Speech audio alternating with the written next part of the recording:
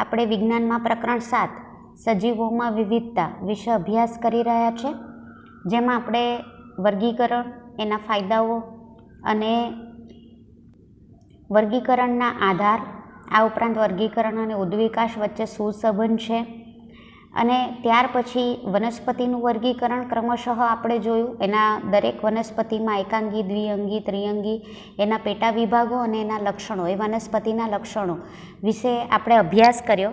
અને ત્યારબાદ આપણે પ્રાણી સૃષ્ટિ વર્ગીકરણ સ્ટાર્ટ કર્યું હતું, જેમાં પણ આપણે સછિદ્ર સમુદાયથી શરૂ કરી અને લાસ્ટ સેશનમાં આપણે ઉભયજીવી સમુદાયના લક્ષણ સુધીનો અભ્યાસ કર્યો છે. આશા રાખું છું તમને સમગ્ર પ્રકરણમાં સમજ પડી હશે.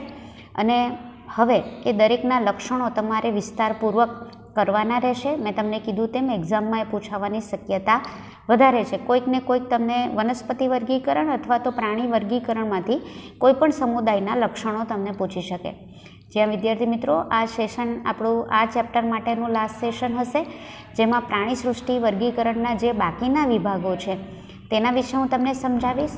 કઈ રીતે તફાવત સ્વરૂપે તમને પ્રશ્નો પૂછાઈ શકે તે અને સ્વાધ્યાયના પ્રશ્નોની ચર્ચા કરીશું. તો ચાલો શરૂ કરીએ આપણું પ્રકરણ. ઉભયજીવી પછીનો જે સમુદાય છે તે કહેવામાં આવે છે સરીસૃપ. સરીસૃપનો અર્થ થાય પેટે ઘસડીને ચાલનારા પ્રાણીઓ, એટલે કે જે પેટે ઘસડી એટલે કે સરકી અને જે ચાલે છે એવા પ્રાણીઓને સરીસૃપ કહેવામાં આવે છે. યાદ રાખજો મિત્રો. તેમાં પણ આગલા સમુદાયની જેમ તમે જોયું કે ઉભયજીવી છે એના શરીર ઉપર ભીંગડા આવે, તો મોટાભાગે તે જલજ પ્રાણી હોય એટલે જે પાણી છે તે એના શરીર ઉપરથી શું કહેવાય સરકી જાય. અને આ ઉપરાંત તે અન્ય પ્રાણીઓના શિકારના રક્ષણ માટે તેમાં ભીંગડાની રચના કરવામાં આવે છે. તમે મત્સ્ય વિભાગમાં પણ જોયેલું કે તેમાં ભીંગડા આવે છે, બરાબર. એના પછી ઉભયજીવી સમુદાય છે તેમાં પણ ભીંગડા આવે છે અને સરીસૃપમાં પણ ભીંગડા આવે. હવે તમે કહેશો તો મેં તમને કીધેલું કે તમારે જ્યારે લક્ષણ યાદ રાખવાના હોય ને ત્યારે તેના ઉદાહરણ ખાસ યાદ રાખવાના. તો સરીસૃપનું તમે ઉદાહરણ જોશો તો તે છે મગર, પછી સાપ. તો એના ઉપર તમે જુઓ, સાપના પર શરીર ઉપર પણ ભીંગડા આવે અને મગરના શરીર ઉપર પણ ભીંગડા આવે છે. હૃદય સામાન્યતઃ ત્રિખંડી હોય છે, જે આગળમાં પણ આપણે જોયું. ઉભયજીવીમાં પણ ત્રિખંડી હૃદય હતું, એટલે કે 3 વિભાગમાં હતું. પરંતુ મગરની જાતિઓમાં યાદ રાખજો મિત્રો, આ સવાલ ઓબ્જેક્ટિવમાં પૂછાય છે કે મગરનું હૃદય કેટલા ખંડનું બનેલું હોય છે. મગર સરીસૃપ છે છતાં પણ, એટલે સરીસૃપ સમુદાયનું પ્રાણી છે છતાં પણ તેનું હૃદય ચતુષ્ખંડી એટલે 4 ખંડનું, મતલબ ઉપર 2 કર્ણક અને નીચેના ભાગમાં 2 ક્ષેપક, એવી રીતે ચતુષ્ખંડી તેનું હૃદય આવેલું હોય છે, 4 ખંડનું બનેલું હોય છે. શ્વસન એટલે અહીં તમે જોશો કે મગર જે છે તે સરીસૃપનું હોવા છતાં પણ તેનું જે હૃદય છે ત્રિખંડી, એટલે કે સરીસૃપનું લક્ષણ નથી ધરાવતું. તેમાં અનુકૂલન સાધીને તેનું હૃદય એ ચતુષ્ખંડી બને છે. એટલે એનો અર્થ એમ થાય કે એના પછીનો સમુદાય એટલે શું? તો કે એના પછી એટલે કે સરીસૃપ પછી જે પૃથ્વી ઉપર સજીવો અસ્તિત્વમાં આવ્યા તે, બરાબર. તો એમાં જે હૃદય હતું તે ચતુષ્ખંડી હવે આવશે, તમે જોશો તો એના લક્ષણ તમને સરીસૃપમાં જોવા મળે. એટલે આગળ પણ મેં તમને કીધું હતું ને કે જે લક્ષણ મતલબ કે ક્રમશઃ પૃથ્વી ઉપર સજીવોનું અસ્તિત્વ થયું, તો સરીસૃપ સમુદાયના પછી અન્ય સજીવો અસ્તિત્વમાં આવેલા, એટલે કે વિહગ એટલે કે પક્ષી. તો પહેલાં પૃથ્વી ઉપર સરીસૃપ એટલે પેટે ઘસડીને ચાલનારા પ્રાણીઓ અસ્તિત્વમાં આવ્યા. ત્યાર પછી એના શરીરમાં ક્રમશઃ વિકાસ થઈ અને પછી વિહગ જેવા સમુદાયના પ્રાણીઓ અસ્તિત્વમાં આવ્યા. શ્વસન ફેફસા દ્વારા થાય. અત્યારે જુઓ, આપણે ઉભયજીવીમાં જોઈ ગયા કે જે શ્વસન છે એ ચામડી દ્વારા પણ થાય અને ફેફસા દ્વારા પણ થાય, બરાબર. તો અહીં હવે ચામડી દ્વારા થતું શ્વસન એ નીકળી ગયું અને ફેફસા દ્વારા. એટલે આપણે પણ જાણીએ છીએ કે આપણા જેવા સજીવોમાં શ્વસનનું મુખ્ય અંગ કયું છે? તો ફેફસા, બરાબર. તો આવી રીતે સરીસૃપમાંથી વિહગમાં અને વિહગમાંથી ક્રમશઃ આપણામાં ફેફસા દ્વારા શ્વસન માટેનું અંગ આવ્યું હશે. ઉત્સર્જન કાર્ય માટે મૂત્રપિંડ જોવા મળે છે, એટલે કે કિડની જોવા મળે છે કે જેના દ્વારા નકામા દ્રવ્યો જે છે તે બહાર નીકળે છે. તાપમાનના આધારે પ્રકાર તે અસમતાપી એટલે કે શીત રુધિરવાળા. શીત રુધિર મેં આગળ પણ તમને સમજાવી ચૂકી છું. શીત રુધિર મતલબ કે જે લોહીનું તાપમાન જે છે તે ઠંડુ રહેતું હોય, બરાબર. તો આપણે જે છે તે શરીરનું આખું તાપમાન જે છે તે ઉષ્ણ રુધિરવાળા અને સમતાપી કહેવાય. આ અસમતાપી મતલબ એમાં જે જરૂરિયાતના અનુસંધાનમાં જુદા જુદા અંગોનું જે તાપમાન છે રુધિરનું તે અલગ અલગ રહેતું હોય. વિકાસ ઈંડા મૂકતા પ્રાણીઓ છે. આપણે જાણીએ છીએ કે સરીસૃપ વર્ગના એટલે કે સાપ હોય કે મગર હોય તે પોતાના ઈંડા મૂકે, ઈંડા સેવે અને પછી તેમાંથી એના બચ્ચાનો જન્મ થાય છે. તેમના ઈંડા મજબૂત સખત કવચથી ઢંકાયેલા હોવાથી તે જમીન પર મૂકે છે, બરાબર. એટલે એનું જે બહારનું લેયર જે હોય ઈંડાનું, બરાબર, તે સખત કવચ હોય છે. કેમ? જેથી એનું જે ઈંડામાંથી આવનાર બાળક જે છે, કારણ કે નહીંતર તો શિકારીઓ એના ઈંડાને ખોરાક તરીકે ઉપયોગ લઈ લે, એટલે કવચ સખત હોય છે કે જેથી શિકારીઓ દ્વારા તેનો નાશ ના થાય. શિકારી મતલબ કે અન્ય પ્રાણી કે જેનો ખોરાક આ સજીવો છે, એટલે સરીસૃપ વર્ગના સજીવો છે. તેમને પાણીમાં ઈંડા મૂકવાની જરૂર નથી. જ્યાં વિદ્યાર્થી મિત્રો, કારણ કે આ ઉભયજીવીના પણ લક્ષણો ધરાવે છે. ઉભયજીવીના પ્રાણીઓ આપણે જોયું કે શરૂઆતની અવસ્થા એટલે જે ઈંડા મૂકે છે તે પાણીમાં મૂકે છે અને ત્યારબાદ તેનો જમીન ઉપર બાકીનું જે જીવન છે તે જમીન અને પાણી બંનેમાં વ્યતીત કરે છે. એ ટાઈપના લક્ષણો આપણે ઉભયજીવીમાં જોયા, બરાબર. તો હવે એમાંથી વિકાસ પામીને ક્રમશઃ સરીસૃપ સમુદાયના પ્રાણીઓ આવ્યા. તો સરીસૃપ સમુદાયના પ્રાણીઓ ઉભયજીવીની જેમ પાણીમાં ઈંડા મૂકતા નથી, તે જમીન પર જ ઈંડા મૂકે છે અને તેમાંથી તેના સેવીને બચ્ચા ઉત્પન્ન કરે છે. પણ આ પ્રાણીઓ પણ ઉભયજીવીની જેમ જ પાણીમાં પણ રહી શકે છે અને જમીન પર પણ વસવાટ કરી શકે છે. આ એની ખાસિયત છે. ઉદાહરણ તમે જોઈ શકો છો. મેં તમને કીધું સાપ, નાગ મતલબ ખાલી નાગ નહીં, સર્પ, કોઈ પણ જાતિનો સર્પ એ સરીસૃપ, કારણ કે પેટે ઘસડીને ચાલે છે. પછી તમે ઘરમાં જે ગરોળી જોવા મળે છે, બરાબર, તો તે પણ તમે પેટે ઘસડીને ચાલે છે. ઉડતી ગરોળી આ કેટલીક જગ્યા ઉપર જોવા મળે કે જેની પાંખો છે, તો આના પરથી જ તમને સમજ પડી જતી હશે કે આના પછી પક્ષીઓનું અસ્તિત્વ આવ્યું હશે કે આ ગરોળી ઉડી શકે છે. બહુ ઊંચાઈ સુધી ના ઉડે, અમુક અંતર સુધી તે ઉડી શકે છે. ત્યાર પછી તમે જોઈ શકો છો કાચબો, એ પણ પેટે ઘસડીને ચાલે છે. એના પર પણ આ સખત કવચને ભીંગડા આવેલા હોય છે.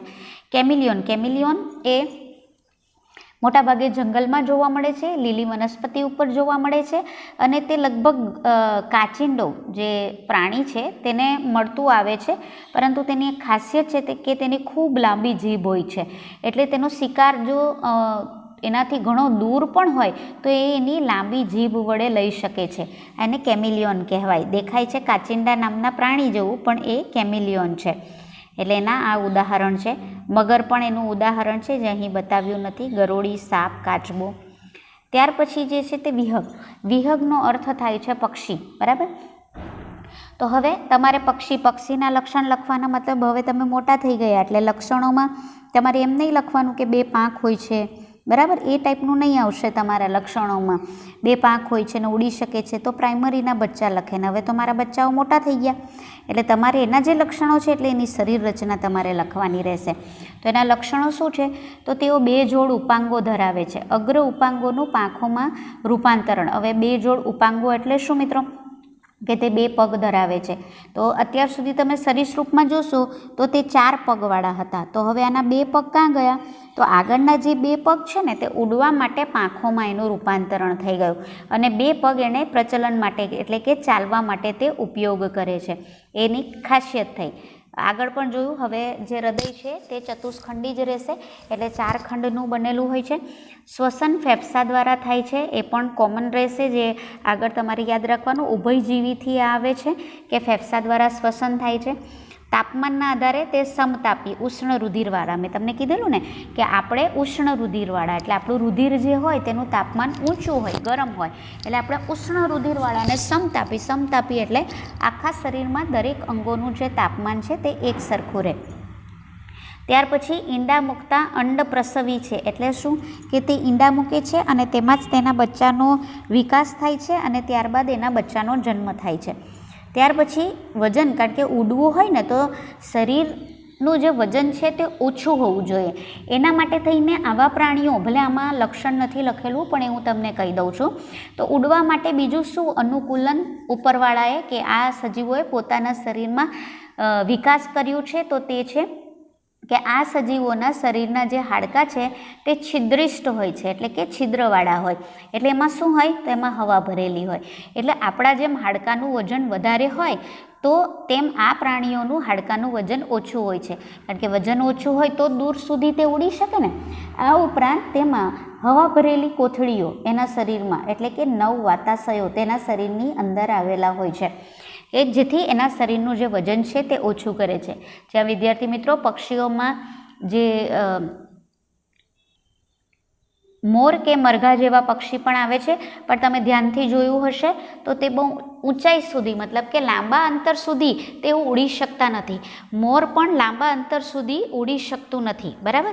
તેવી રીતે જે આપણે પક્ષીની વાત કરી મરઘો, તે પણ બહુ લાંબા અંતર સુધી ઉડી શકતું નથી. થોડા અંતર સુધી તે ઉડી અને શું કહેવાય, પોતાની જગ્યા, મતલબ કે બહુ જેમ પક્ષીઓ તમે નહીં માઇલોના માઇલો એકસાથે ઉડીને જતા હોય તેટલું વધારે અંતર સુધી મોર કે જે મરઘા છે એવા પક્ષીઓ ઉડી શકતા નથી. કારણ શું? તેના શરીરનું વજન વધારે છે. મોરમાં પીંછાનું વજન વધારે હોવાથી તે ઉડી શકતું નથી, જ્યારે મરઘામાં એના હાડકાનું વજન વધારે હોવાથી તે વધુ અંતર સુધી ઉડી શકતું નથી. શરીર પર પીંછા હોય છે કે જેથી એને અન્ય પ્રાણીઓ સામે તેને રક્ષણ પણ આપે છે, અને આ ઉપરાંત પીંછાના કારણે કે એના જે શરીરનું તાપમાન છે તે પણ જળવાઈ રહે છે ને એને રક્ષણ મળે છે ને ઉડવામાં મદદરૂપ થાય, એ તો તમે બધા જાણો છો. એના જે ઉદાહરણ છે તમને સ્ક્રીન પર દેખાઈ રહ્યા છે. હજારો પક્ષી તમને કદાચ ધ્યાનમાં હશે, તેમાં બગલો, કાગડો. બગલો પણ બહુ ઊંચાઈ સુધી ન ઉડી શકે મિત્રો, થોડા અંતર સુધી તે ઉડી શકે. ચકલી, બરાબર. હવે આ જે સજીવો છે, જે મનુષ્યની પ્રવૃત્તિઓ છે, જેમ કે તમે જોશો તો વધારે ને વધારે ઔદ્યોગિકરણ, શહેરીકરણ, આ મનુષ્યની પ્રવૃત્તિઓના કારણે આ જે પક્ષીઓ છે તે હવે લુપ્ત થઈ રહ્યા છે. એટલે પૃથ્વી ઉપર તેની સંખ્યા ખૂબ ઓછી જોવા મળી રહી છે. પહેલાં ચકલીઓ ઘણી બધી જોવા મળતી હતી, હવે તમે આજુબાજુ જોશો તો ચકલીઓનું પ્રમાણ ખૂબ જ ઓછું છે, એટલે તે લુપ્ત થઈ રહી છે. એક વખત એવું આવશે મિત્રો કે કદાચ તમને આ પૃથ્વી ઉપર ચકલી જોવા પણ નહીં મળે. એટલે ચકલી એ પણ એક પક્ષી છે. શાહમૃગ પણ તમે જાણો છો, એ પણ ઉડે છે, પણ તમને કીધું તે પ્રમાણે વજન વધારે હોવાથી બહુ ઊંચાઈ સુધી તે ઉડી શકતું નથી. ત્યાર પછી છે કબૂતર, બતક. આ બધા પક્ષીઓના ઉદાહરણ છે જે તમે જાણો છો. નેક્સ્ટ જે છે તે સસ્તન. જે આ વિદ્યાર્થી મિત્રો આપણે જેમાં આવીએ છીએ ને, મતલબ આપણે પણ પ્રાણીઓ જ કહેવાય છે, પણ આપણે સામાજિક પ્રાણીઓ છે. તો આપણે શેમાં આવીએ આટલા બધા વર્ગમાંથી? સસ્તન વર્ગમાં, યાદ રાખજો. એટલે હવે અહીં સસ્તન વર્ગના લક્ષણો, એટલે સૌથી પૃથ્વી ઉપર વિકાસ પામેલી જાતિ, એટલે કે સસ્તન વર્ગની પ્રજાતિ. કોઈ પણ પ્રાણીઓમાં સૌથી વધારે વિકાસ પામેલી જાતિ એટલે કે સસ્તન વર્ગ. તો એના લક્ષણો સ્તન ગ્રંથિઓ ધરાવે છે. એટલે આ વર્ગના બધા જ પ્રાણીઓ શિશુને પોષણ આપવા માટે દૂધનો સ્ત્રાવ કરતી, એટલે કે જેમાં દૂધ બનતું હોય છે, ખાસ કરીને માદા હોય, માદામાં સ્તન ગ્રંથિ આવેલી હોય, જેમાં જ્યારે તે પોતાના બચ્ચાને જન્મ આપે ત્યારે એમાં દૂધ ગ્રંથિ આવેલી હોય, જે વિકાસ પામી અને એના નવજાત શિશુને તે પોષણ માટે દૂધ આપી શકે તે પ્રકારની રચના આવેલી હોય છે, એટલે કે સ્તન ગ્રંથિ આવેલી હોય છે. ત્વચા, પ્રાણીઓની ત્વચા પર વાળ જોવા મળે. પ્રસ્વેદ ગ્રંથિ, પ્રસ્વેદ ગ્રંથિ એટલે જેમાંથી પરસેવો ઉત્પન્ન થાય તેવી ગ્રંથિ. તેલ ગ્રંથિ એટલે કે જેમાંથી તેલી ચીકણું પ્રવાહી ઉત્પન્ન થાય, એટલે કે જેને તેલ ગ્રંથિ કહેવાય, તે ધરાવે છે. તો એ શરીરના જે કે ને કે આજુબાજુના સંપર્કમાં હવામાંથી જે સૂક્ષ્મજીવોના સંપર્કમાં આવે તો એમાંથી રક્ષણ મેળવવા માટે હોય છે. કેટલાક પ્રાણીઓ પોતાના બચાવ માટે તેલી ગ્રંથિ ધરાવે છે, કે જેથી તે કોઈ એનો જે આહાર તરીકે ઉપયોગ કરનારા શિકારી પ્રાણીઓના સકંજામાંથી છટકી શકે. પ્રસ્વેદ ગ્રંથિ એટલે પરસેવો ઉત્પન્ન કરતી ગ્રંથિ, એટલે શરીરમાંથી જે નકામા દ્રવ્યો છે તેને બહાર કાઢતી ગ્રંથિ. હૃદય ચતુષ્ખંડી હોય છે, મેં તમને કીધું તે આગળથી આવે છે, એ તમારે કોમન લખી જ દેવાનું. અને પ્રાણીઓ સમતાપી એટલે કે ઉષ્ણ રુધિરવાળા હોય છે. વિકાસ, હવે આ યાદ રાખજો. અત્યાર સુધી તમે જોયું કે જે ગર્ભ છે તે બાહ્ય, મતલબ ગર્ભનો વિકાસ બાહ્ય હોય છે, બહાર થાય છે, પણ આ જે ગર્ભ વિકાસ છે તે અંતઃગર્ભ વિકાસ છે. એટલે માદાના શરીરની અંદર ગર્ભ વિકાસ થાય છે. એટલે ગર્ભ વિકાસ માતૃ પ્રાણીના શરીરમાં થઈ અને જીવતી બાળ પેઢીને જન્મ આપે છે. એટલે અત્યાર સુધી ઈંડામાંથી બાળકનો વિકાસ થઈ અને બાહ્ય ગર્ભ વિકાસ હતો, પણ હવે માદાના શરીરની અંદર જ બાળકનો વિકાસ થાય છે અને તે જીવિત બાળકને જન્મ આપે છે. અપવાદ રૂપે શેળો અને બતક ચાંચ ઈંડા મૂકતા સસ્તન છે. યાદ રાખજો, શેળો નામનો એક પ્રાણી છે તે ઈંડા મૂકે છે, અને બતક ચાંચ નામનું જે પ્રાણી છે તે સસ્તન વર્ગમાં આવે છે, પણ છતાં તે ઈંડા મૂકે છે. બાકી દરેક સસ્તન વર્ગનું પ્રાણી એટલે કે જે પોતાના બચ્ચાને જન્મ આપે તેવા પ્રાણીઓને જ સસ્તન વર્ગના પ્રાણીઓ કહેવાય. સસ્તન પ્રાણી કાંગારૂ અવિકસિત નવજાતને જ્યાં સુધી તેનો પૂર્ણ વિકાસ પામતા નથી ત્યાં સુધી માર્સુપિયમ નામની કોથળીમાં લટકાવી રાખે છે. જ્યાં વિદ્યાર્થી મિત્રો તમે જોયું હશે કાંગારૂ, બરાબર, ટીવીમાં જોયું હશે, ઓસ્ટ્રેલિયામાં ખાસ જોવા મળતા આ પ્રાણીઓ છે. એનું રાષ્ટ્રીય પ્રાણી છે કાંગારૂ. એની આગળના ભાગમાં કુદરતે એને એક રચના આપી હોય છે જે કોથળી જેવી હોય છે. એટલે જ્યારે એ પોતાના બાળકને જન્મ આપી દે પછી જ્યાં સુધી એ બાળકનો વિકાસ ન થાય, પરિપક્વ ન થાય, ત્યાં સુધી એ બાળકને પોતાની કોથળીમાં લઈને એને રક્ષણ આપે છે અને એને જે જીવન જરૂરી દરેક ક્રિયાઓ છે તે શીખવે છે. એના ઉદાહરણ યાદ રાખજો, વેલ. વેલ એ પ્રાણી છે, વેલ એ માછલી નથી. યાદ રાખજો મિત્રો, વેલ એ માછલી નથી, વેલ એ પ્રાણી છે. એટલે જે અપવાદરૂપ હોય ને એવા ખાસ તમને સવાલો પૂછાય કે સસ્તન વર્ગનું પ્રાણી છે વેલ, એ માછલીમાં આવતું નથી. બિલાડી તમે જાણો છો, ચામાચીડિયું. હા, અહીંયા એક કન્ફ્યુઝન થાય તો ચામાચીડિયું પક્ષી નથી, ચામાચીડિયું ઉડી શકે છે. એટલે જો આના પરથી પણ સાબિતી મળે છે કે પક્ષીઓમાંથી ક્રમશઃ વિકાસ પામીને આપણા જેવા પ્રાણીઓ પૃથ્વી ઉપર અસ્તિત્વમાં આવ્યા હશે. એટલે તમે જોઈ શકો છો કે ચામાચીડિયાને પાંખ છે, પણ એની ખાસિયત એ પક્ષીની જેમ ઈંડા નથી મૂકતું, એ પોતાના બચ્ચાને જન્મ આપે છે. માટે ચામાચીડિયાને સસ્તન વર્ગના પ્રાણીમાં સમાવેશ કરવામાં આવ્યો છે. માનવ એટલે મનુષ્ય અને ઉંદર, ઉંદર પણ એકસાથે ઘણા બધા બચ્ચાઓને જન્મ આપે એટલે કે સસ્તન વર્ગનું પ્રાણી છે. હવે મિત્રો જેટલા પણ સવાલો છે તો એ સવાલમાં મેં તમને આગળ પણ કીધું હતું કે તમે લક્ષણો એક એક સમુદાયના કરશો તો તેમાં સંભાવના રહે છે કે તમારા જે લક્ષણો છે ભૂલાઈ જાય અથવા તો એકના બીજામાં જતા રહે. તો મેં તમને કીધેલું કે તફાવત સ્વરૂપે ખાસ કરજો. તો અહીં તમને કેટલાક તફાવત આપેલા છે, જેમાં મેં બે લક્ષણનો તફાવત તમને અહીં આપેલા છે. એટલે જો 2 માર્કમાં પૂછાય તો બંને બાજુ બે લક્ષણ, એટલે આ બાજુ 2 લક્ષણ ને આ બાજુ 2 લક્ષણ લખવાના. 3 માર્કમાં પૂછાય તો આ બાજુ 3 ને આ બાજુ 3. એ તમને સમજાઈ ગયું હશે, બરાબર છે. અને તફાવત એનો અર્થ શું થાય એ પણ તમે હવે સમજતા જશો. તો જોઈએ, છિદ્રકાય અને કોષ્ઠાંતી પ્રાણીઓમાં શું ભેદ છે એવું અહીં તમને પૂછ્યું છે. તો શરીર રચના એકદમ સરળ છે, આપણે જોઈ ગયા. જ્યારે કોષ્ઠાંતરીમાં પેશી, આમાં ખાલી બહુકોષી પ્રાણી જ હોય છે, જ્યારે અહીં બહુકોષી એટલે કે કોષો ભેગા મળી અને પેશીની રચના કરે છે. શરીરમાં અનેક છિદ્રો હોય છે અને અહીં શરીરમાં અનેક છિદ્રો હોતા નથી, માત્ર કોષ્ઠાંત્ર એટલે કે શરીરની અંદર એક ગુહા જોવા મળે છે, એટલે કે ગુફા જોવા મળે છે કે જે આભાસી હોય છે. એ મેં તમને સમજાવી દીધું છે. નેક્સ્ટ જે છે તે છે નુપુરક પ્રાણીઓ સંધિપાદના પ્રાણીઓથી કયા પ્રકારની ભિન્નતા ધરાવે છે. તો નુપુરક અને સંધિપાદ સમુદાયના પ્રાણીની ભિન્નતા તે જુઓ તો આપણે જોયું નુપુરકમાં કે શરીર અનેક ખંડોમાં વિભાજિત થયેલું હોય છે. આમાં પણ શરીર ખંડમય હોય છે, આમાં બહારથી ખંડમય હોય, અંદરથી હોતું નથી. જ્યારે અહીં અનેક સાંધાવાળા ઉપાંગો ધરાવે છે, એટલે કે શરીરમાં ખરેખર ખંડમાં ભાગમાં વિભાજિત થયેલું હોય છે. એટલે અહીં આભાસી ખંડો હોય છે, અહીં ખરેખર સાચા ખંડો જોવા મળે છે. આમાં સાંધાવાળા ઉપાંગો હોતા નથી, જ્યારે આમાં સંધિપાદ છે એટલે સાંધાવાળા ઉપાંગો છે. એમાં બંધ પ્રકારનું પરિવહન તંત્ર છે, જે રુધિરમાં આપણે જોયેલું, જ્યારે સંધિપાદમાં રુધિરનું વહન ખુલ્લા પ્રકારના પરિવહન તંત્રમાં થાય છે. ત્યાર પછી આપણે જોઈએ ઉભયજીવી અને સરીસૃપ સમુદાય વચ્ચેનો ભેદ શું છે.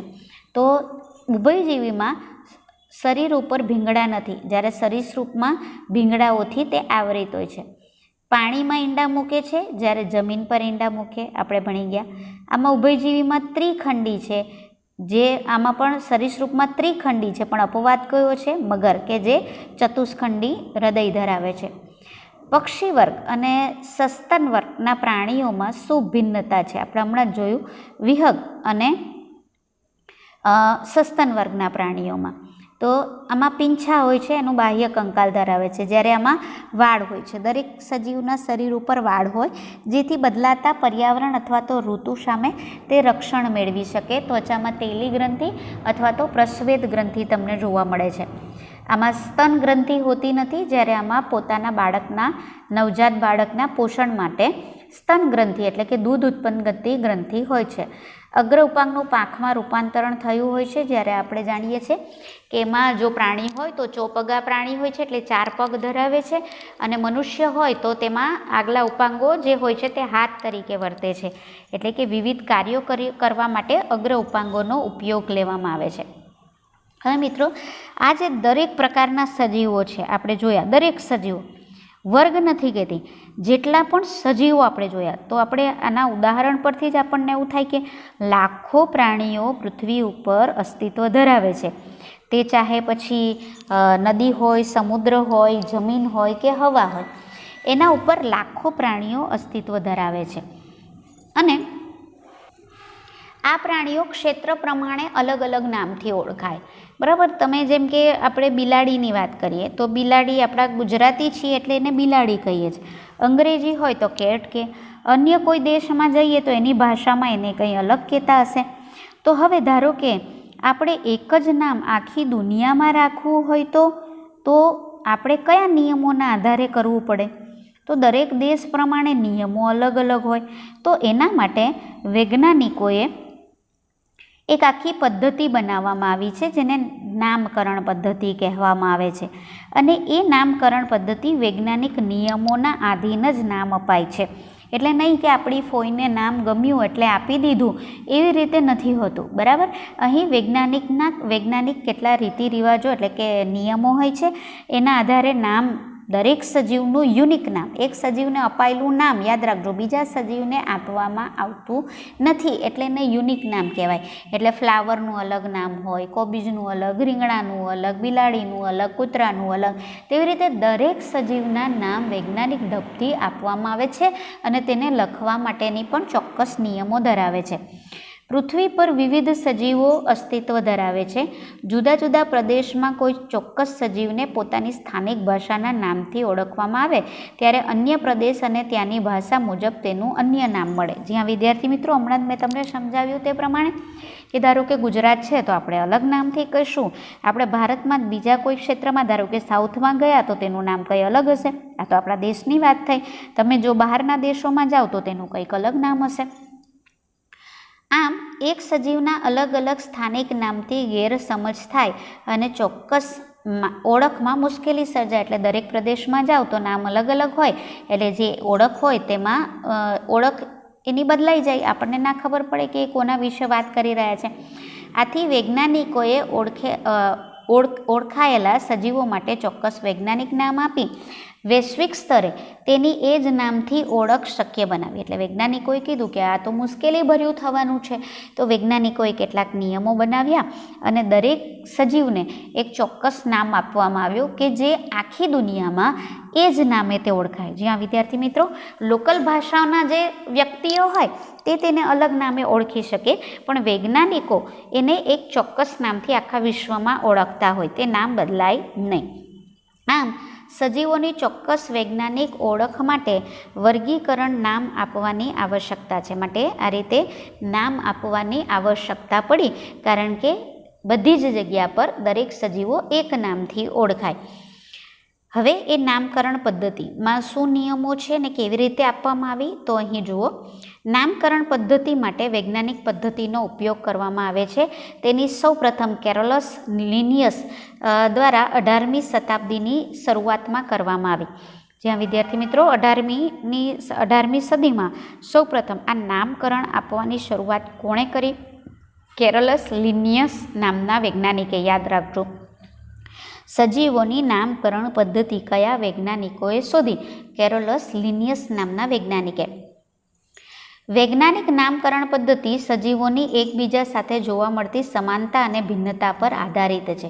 જ્યાં વિદ્યાર્થી મિત્રો કેવી રીતે આ લોકોએ નામકરણ કર્યું, તો દરેક સજીવોમાં આપણે જોયું વર્ગીકરણનો મુખ્ય પાયો સમાનતા અને ભિન્નતા છે. સરખાપણું શું છે અને જુદાપણું શું છે એના પર આધારિત છે. નામકરણ પદ્ધતિમાં સજીવ વર્ગીકરણની બધી કક્ષાઓને ધ્યાનમાં લેવાતી નથી, પરંતુ માત્ર પ્રજાતિ અને જાતિ. આપણે વર્ગીકરણમાં જોયું કે સજીવોને જુદી જુદા ભાગમાં વહેંચવામાં આવ્યા, સૃષ્ટિ, સમુદાય, જાતિ, પ્રજાતિ, બરાબર. આપણે જોયું, બરાબર. તો હવે નામકરણમાં બધા લક્ષણો અને બધા કક્ષાઓ આપણે ધ્યાનમાં ન લઈ શકીએ. તો શું ધ્યાનમાં લીધું? તો જે પણ વૈજ્ઞાનિક નામ હોય કોઈ પણ સજીવનું, તે ચાહે વનસ્પતિ હોય અથવા તો પ્રાણી હોય, તો એનું જે વૈજ્ઞાનિક નામ આપવામાં આવે તો એક નામમાં બે નામ હોય, બરાબર. પ્રજાતિ હોય અને જાતિ હોય. એટલે એક નામ એ બે નામથી, બે જુદા જુદા નામથી એક નામની, એક વૈજ્ઞાનિક નામનું રચના થઈ, માટે એને દ્વિનામી નામકરણ પદ્ધતિ પણ કહેવામાં આવે છે. એટલે અહીં શું દ્વિનામી નામકરણ પદ્ધતિમાં ઇન્ક્લુડ કરેલું છે? પ્રજાતિ અને કોઈપણ સજીવની પ્રજાતિ અને તેની જાતિનું નામ. એટલે નામમાં બે ઘટક હોય, એમાંથી પ્રથમ જે બતાવે તે પ્રજાતિ. યાદ રાખજો, તમને વૈજ્ઞાનિક નામ આપવામાં આવ્યું હોય ને એમાં કે એમાં પ્રજાતિ કઈ છે, તો એમાં નામમાં જે પહેલો અક્ષર હોય ને, પહેલો અક્ષર મતલબ પહેલો શબ્દ, તે શું હશે? પ્રજાતિ. અને બીજો જે શબ્દ હશે તે શું હશે? જાતિ. વૈજ્ઞાનિક નામકરણમાં બે નામનો ઉપયોગ થાય છે, મેં હમણાં જ કીધું. માટે આ નામકરણ પદ્ધતિને શું કહેવામાં આવે છે? દ્વિનામી નામકરણ પદ્ધતિ કહેવામાં આવે. અહીંયા તમને બેના નામ આપ્યા છે વૈજ્ઞાનિક. યાદ રાખજો, સૂર્યમુખીનું જે વૈજ્ઞાનિક નામ છે, બરાબર, આમ આપણે સૂર્યમુખી તરીકે ઓળખીએ, પણ એનું જે વૈજ્ઞાનિક નામ છે તે છે હેલિએથન્સ અને એનસ. આખું નામ છે હેલિએથન્સ એનસ, જેમાં હેલિએથન્સ એ પ્રજાતિનું નામ છે અને એનસ એ જાતિનું નામ છે. મકાઈનું જે નામ છે તે છે ઝિયા મેઝ, બરાબર. તો એમાં ઝિયા એ પ્રજાતિનું નામ છે ને મેઇઝ જે છે તે જાતિનું નામ છે. આ ઉપરાંત મનુષ્યનું શું હશે? તો મનુષ્યનું નામ યાદ રાખજો મિત્રો, હોમોસેપિયન્સ. હોમોસેપિયન્સ, જેમાં હોમો એ પ્રજાતિ છે અને સેપિયન્સ એ જાતિનું નામ છે. અહીં તમને મેં કીધું તેમ કે શું નિયમો હોય નામ લખવું હોય ત્યારે પણ, તો નામકરણ પદ્ધતિ માટેના જરૂરી પાસા તમને અહીં બતાવવામાં આવ્યા છે. તો પ્રજાતિનું નામ અંગ્રેજી મૂળાક્ષરથી શરૂ થવું જોઈએ. યાદ રાખજો, કોઈ પણ નામ લખો તેનો પહેલો અક્ષર શું હોવો જોઈએ? કેપિટલ. જેમ તમે ઇંગ્લિશમાં જુદું જુદું તમને જે લખવાની પદ્ધતિ છે તેમાં તમે કોઈ પણ સેન્ટન્સ શરૂ કરો તો કેપિટલ લેટરથી કરો ને, પહેલી એબીસીડીથી. તો અહીં પણ તમારે પહેલી એબીસીડીમાં નામ લખવાનું છે. જાતિનું નામ નાના અક્ષરથી, એટલે તમારે અહીં બીજું નામ જે હોય તે સ્મોલ, એટલે કે બીજી એબીસીડીમાં લખાવવાનું છે. છાપેલું નામ હોય તો વૈજ્ઞાનિક નામ, બરાબર, ઇટાલિકથી લખવું. તમને ખબર જ હશે, કોમ્પ્યુટર તમે ભણો છો, ઇટાલિક એટલે 300 અક્ષર, બરાબર. એટલે છાપેલું હોય તો ઇટાલિકથી લખવું, એટલે તમારા અક્ષર થોડા ત્રાંસા થઈ જાય. તમે કોમ્પ્યુટરમાં જોયું હશે. જો તેઓને હાથથી લખવામાં આવે, એટલે જો છાપેલું હોય તો ઇટાલિકમાં લખવાનું, ને જો તમે હાથથી લખો છો તો પ્રજાતિ અને જાતિ બંનેના નામની વચ્ચે અધોરેખાંકન અલગ અલગ રેખાંકિત કરવું જોઈએ, બરાબર. તો આ એના નિયમો છે. તમને અહીં કેટલાક પ્રાણી અને વનસ્પતિના નામ આપ્યા છે. તમે શક્ય હોય તો યાદ રાખવાનો પ્રયત્ન કરજો, તમને એક્ઝામમાં પૂછાઈ શકે. જેમ કે દેડકાનું નામ છે રાના ટાઇગ્રીના. જે વિદ્યાર્થી મિત્રો સ્પેલિંગ ના યાદ રહે અને ગુજરાતીમાં પણ તમે જેમ અહીં લખેલું છે એ રીતે તમે લખશો તો પણ ચાલશે. રાના ટાઇગ્રીના. મોર પેવો ક્રિસ્ટેટસ. મધમાખી એપિસ ઇન્ડિકા. આ તમને આપણા આગળ આવી ગયું છે. શેમાં? તો અન્ન સ્ત્રોતના જે આપણે જોઈ લો એમાં મધમાખી ઉછેરમાં દરેક નામમાં એપિસ ઇન્ડિકા એવું નામ આવતું હતું, બરાબર. ત્યાર પછી વંદો, તેનું નામ છે પેરી પ્લાનેટા અમેરિકાના. અળસિયું ફેરીટીમા પોસ્થુમા. લજામણી મિમોસા પુડિકા. મકાઈનું તો મેં તમને કહી દીધું, ઝિયા મેઝ. આપણે સૂર્યમુખીનું પણ જોઈ ગયા. ઘઉં ટ્રેટિકમ એસ્ટિવમ. આંબો મેગ્નિફેરા ઇન્ડિકા એના વૈજ્ઞાનિક નામ છે. જ્યાં વિદ્યાર્થી મિત્રો થોડું અઘરું લાગશે પણ એનું રિવિઝન કરતા રહેશો તો તમને સરળતાથી યાદ પણ રહી જશે. ત્યાર પછી ઉભયજીવી અને સરીસૃપ. તમને સવાલ આવી રીતે પૂછે મિત્રો કે તફાવત આપો ઉભયજીવી અને સરીસૃપ એવી રીતે પૂછે, અથવા ઉભયજીવી સમુદાયના પ્રાણીઓ સરીસૃપ સમુદાયના પ્રાણીઓ સાથે કઈ રીતે ભિન્નતા દર્શાવે છે, આ રીતે પણ તમને સવાલ પૂછાઈ શકે. તો ઉભયજીવી સમુદાયના લક્ષણો આપણે જોઈ લઈએ. ડિંભ અવસ્થામાં પાણી એટલે કે ઈંડા પાણીમાં મૂકે છે, અને પુખ્ત અવસ્થા એટલે જે પોતાનું બાકીનું જીવન છે તે જમીનમાં અને પાણીમાં વ્યતીત કરે છે. સરીસૃપની ખાસિયત છે પેટે સરકીને ચાલતા પ્રાણીઓ છે. તેમની ચામડી, ઉભયજીવીની ચામડી ભીંડા વગરની લીસી અને શ્લેષ્મ એટલે કે ચીકણી હોય છે, જ્યારે સરીસૃપની ચામડી સૂકી હોય પણ ભીંગડાવાળી હોય છે. તેમાં 2 કર્ણકોને 1 ક્ષેપક એવું ત્રિખંડી હોય. સરીસૃપમાં 2 કર્ણ અને અપૂર્ણ વિભાજિત ક્ષેપક એટલે ક્ષેપકનું વિભાજન પૂર્ણ નહીં થયેલું એટલે એ પણ ત્રિખંડી કહેવાય, પણ એમાં ક્ષેપકનું વિભાજન, ક્ષેપક વચ્ચે નાનકડો પડદો આવેલો હોય પણ પૂર્ણ વિકાસ પામેલો ન હોય. પુખ્ત પ્રાણી જે હોય ચામડી અને ફેફસા બંને દ્વારા શ્વસન કરે, જ્યારે સરીસૃપ સમુદાયના પ્રાણીઓ માત્ર ફેફસા દ્વારા શ્વસન કરે છે.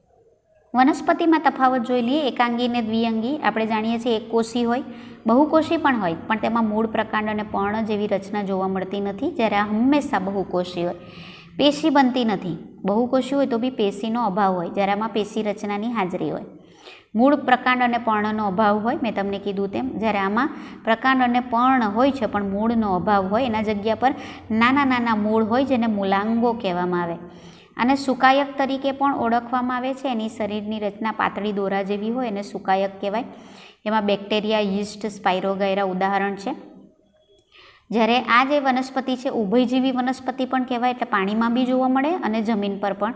એના ઉદાહરણ છે રિક્સિયા, મોસ, માર્કેન્સિયા, દ્વિઅંગીના ઉદાહરણ છે. તમને આવું પણ પૂછી શકે. ત્યાર પછી એટલે ઉદાહરણ જણાવો દ્વિઅંગીના, એ રીતે પણ તમને શોર્ટ ક્વેશ્ચનમાં પૂછી શકે. તફાવત આપો દ્વિઅંગી વનસ્પતિ ને ત્રિઅંગી વનસ્પતિ.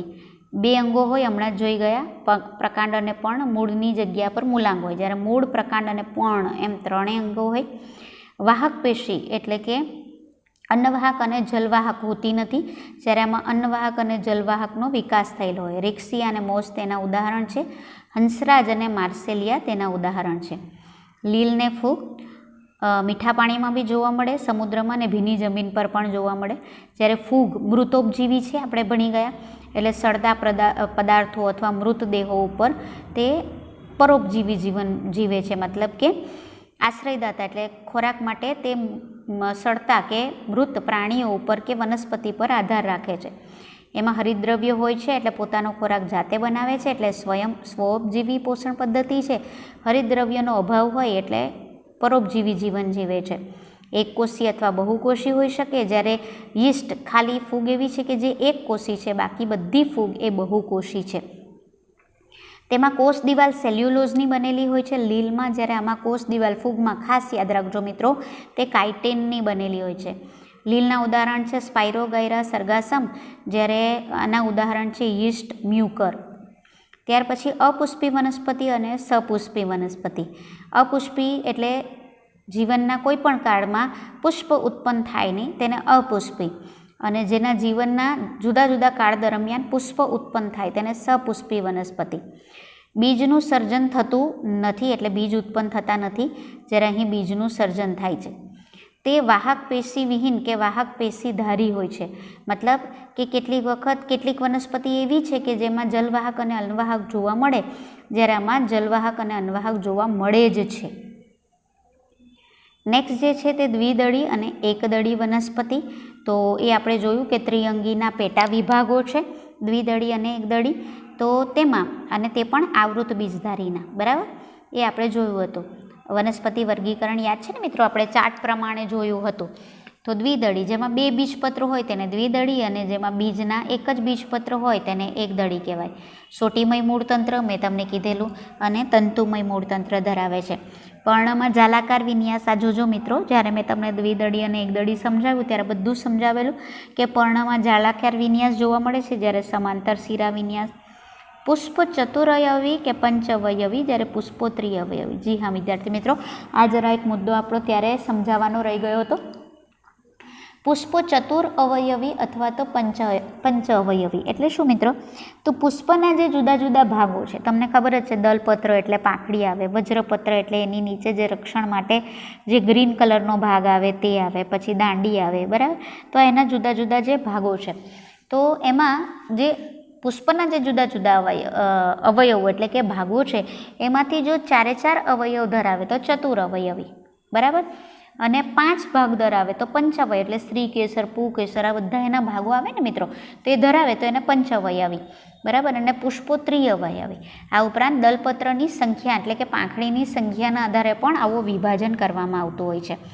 પ્રકાંડમાં વાહી પુલો વર્ધમાન પ્રકારના અને એક વલયમાં ગોઠવાયેલા હોય છે. પ્રકાંડમાં વાહી પુલો અવર્ધમાન પ્રકારના અને વેરવિખેર. હવે વાહી પુલો એટલે શું મિત્રો? કે આ તમે આગળ સાયન્સ લેશો એમાં ડિટેલમાં તમને સમજાવવાનું આવશે. અત્યારે તો ખાલી તમને હું એક માહિતી આપું છું કે વાહી પુલો એટલે એવી રચના કે જેના દ્વારા પાણીનું વહન તમને પ્રકાંડમાં જોવા મળે ખાસ કરીને.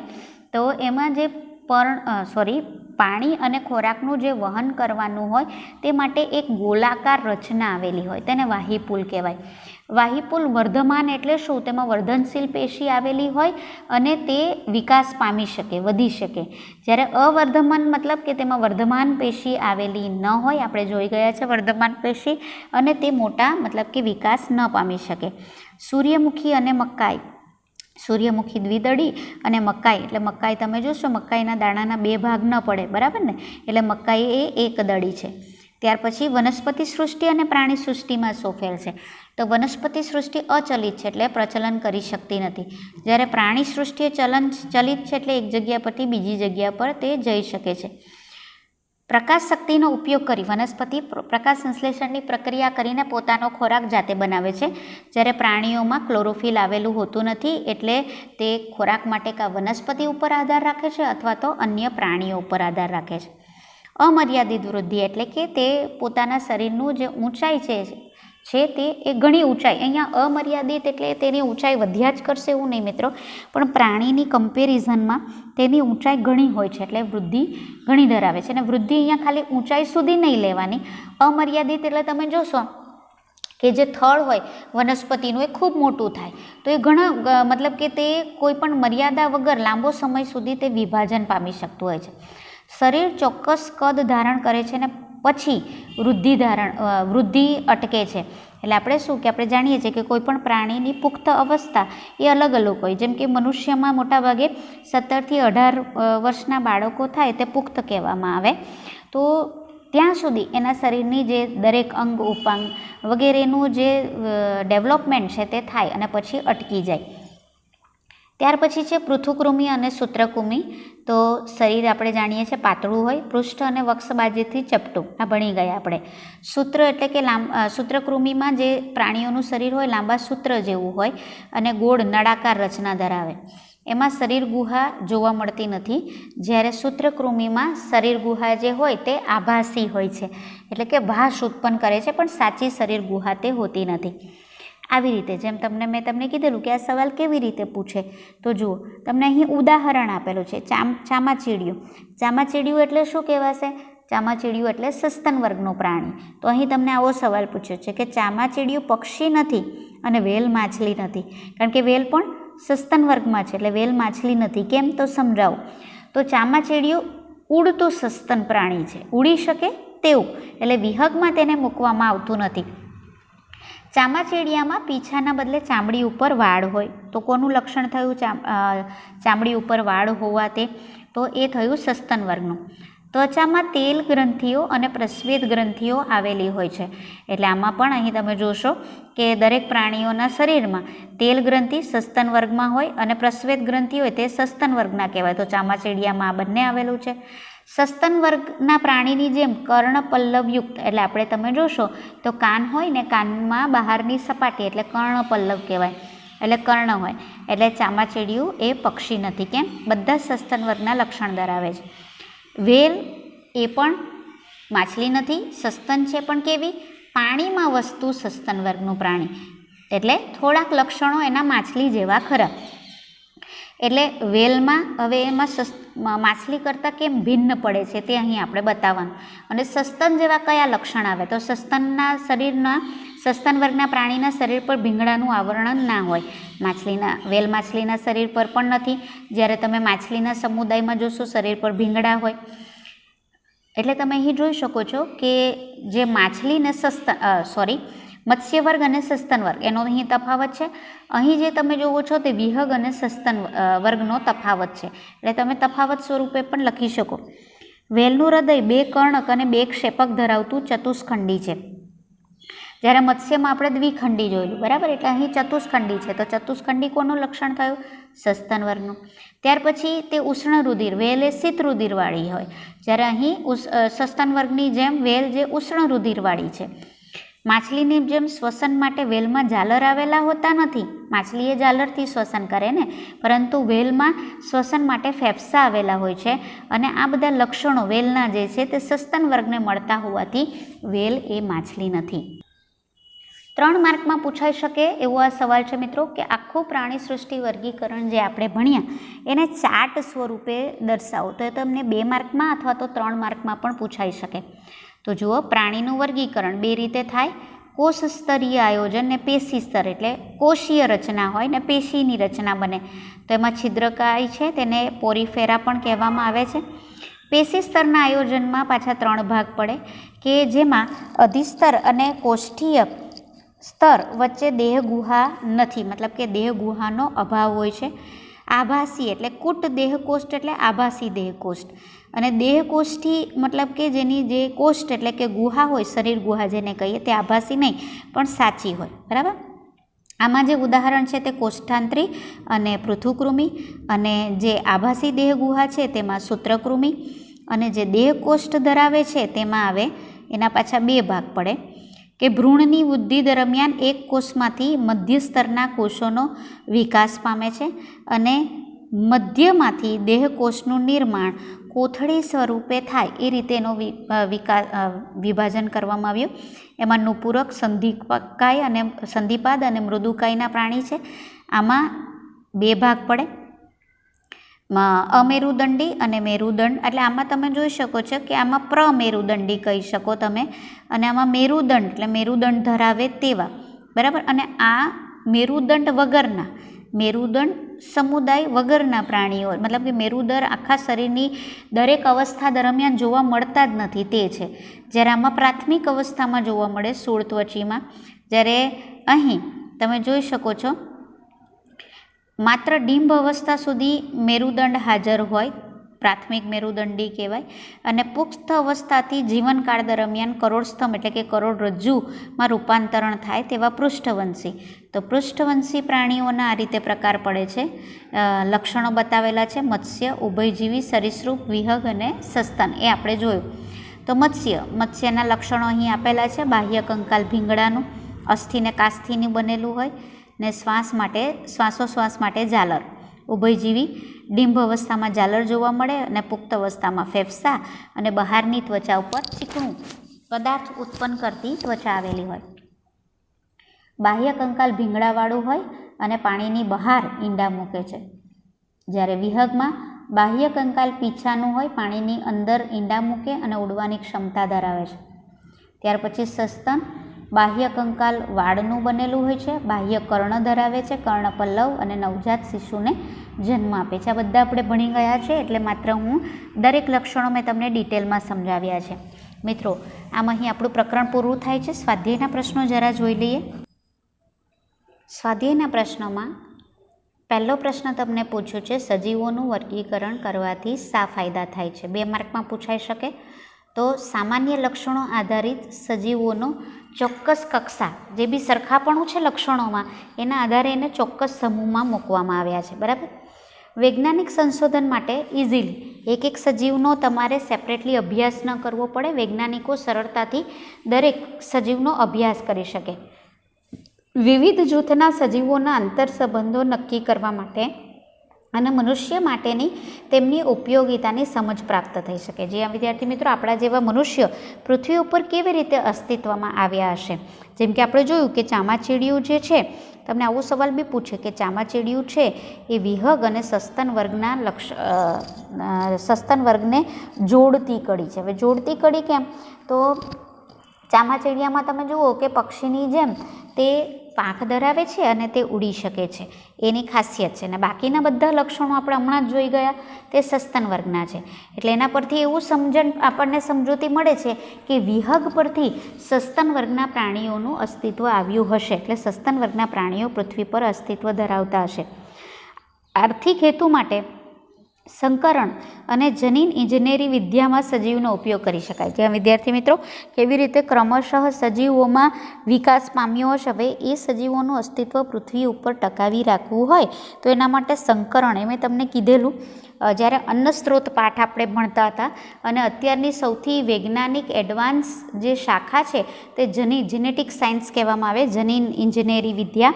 તો એમાં જે સજીવોમાં યોગ્ય લક્ષણોનો બદલાવ લાવી નવા લક્ષણ ધરાવતા સજીવો કેવી રીતે અસ્તિત્વમાં લાવી શકાય કે જેથી પૃથ્વી ઉપર તેમનું અસ્તિત્વ લાંબો સમય સુધી ટકી રહે, બદલાતા પર્યાવરણ સાથે તે સંતુલન સાધી શકે, એવું કેવી રીતે કરી શકાય? તો એનો આપણને વર્ગીકરણ પરથી ફાયદો થાય છે. વર્ગીકરણમાં પદાનુક્રમ કે કક્ષા નક્કી કરવા માટે બે લક્ષણોમાંથી તમે કયા લક્ષણની પસંદગી કરશો? આ સવાલ ઓલરેડી હું તમને ભણાવી ચૂકી છું મિત્રો, કે પદાનુક્રમ અને કક્ષા નક્કી કરવા માટે બે લક્ષણમાંથી એવા લક્ષણની પસંદગી કરવામાં આવે છે કે જે સજીવના બીજા કોઈ પણ સંરચનાત્મક તથા ક્રિયાત્મક લક્ષણથી સ્વતંત્ર હોય અને તેની અગાઉના સ્તરના લક્ષણ પર નિર્ભર હોય. એટલે શું? સાદી ભાષામાં કહું તો એવું લક્ષણ કે જે આગળની પેઢી સાથે સામ્યતા પણ ધરાવતું હોય. મતલબ કે આપણને ખબર પડે કે ભાઈ એ લક્ષણ આગલી પેઢીમાંથી અસ્તિત્વમાં આવ્યું છે વિકાસ પામીને, અને એ લક્ષણ એ આગલી પેઢી સાથે ભિન્નતા પણ ધરાવતું હોય, એવું લક્ષણ અહીં પસંદ કરવામાં આવે. સજીવોની 5 સૃષ્ટિ વર્ગીકરણ પદ્ધતિમાં વર્ગીકરણ કરવાના આધારો સમજાવો. સજીવોની 5 સૃષ્ટિ વર્ગીકરણ પદ્ધતિમાં વર્ગીકરણ કરવાના આધારો, મતલબ કયા બેઝિસ ઉપર 5 સૃષ્ટિ વર્ગીકરણ કરવામાં આવ્યું? કોષીય સંરચના, શરીર આયોજન, પોષણ કેવી રીતે મેળવે છે તે. કોષીય સંરચના એટલે એકકોષી, બહુકોષી, શરીરનું આયોજન, અંગતંત્રમાં વિભાજન થયું છે કે નહીં, પોષણમાં સ્વાવલંબી છે કે પરાવલંબી, બરાબર, તેના આધારે તેનું વર્ગીકરણ કરવામાં આવે છે. વનસ્પતિ સૃષ્ટિમાં મુખ્ય વિભાગ કયા છે ને વર્ગીકરણનો મુખ્ય આધાર શું? તો વર્ગીકરણનો આધાર અવિભેદિત એટલે કે મૂળ, પ્રકાંડ, પર્ણમાં વિભાજન થયું છે કે નહીં, વાહક પેશી ધરાવે છે કે નહીં, બીજનું ઉત્પાદન થઈ શકે છે કે નહીં, તેના ઉપરાંત ફળને બીજ આવૃત છે કે નહીં, બીજપત્રની સંખ્યા 1 છે કે 2. આ આધારે વર્ગીકરણ કરવામાં આવે. કઈ રીતે? એકાંગી એટલે કે સુકાયક, દ્વિઅંગી, ત્રિઅંગી, અનાવૃત બીજધારી, આવૃત બીજધારી, દ્વિદળી અને ત્રિદળી, આ રીતે વિભાજન કરવામાં આવે છે. ત્યાર પછી 5મો સવાલ છે, પ્રાણી વર્ગીકરણ માટેના માપદંડો વનસ્પતિના વર્ગીકરણના માપદંડોથી કેવી રીતે જુદા પડે છે? હવે જો વનસ્પતિ વર્ગીકરણ કરવા માટે કઈ કઈ બાબતો ધ્યાનમાં રાખી?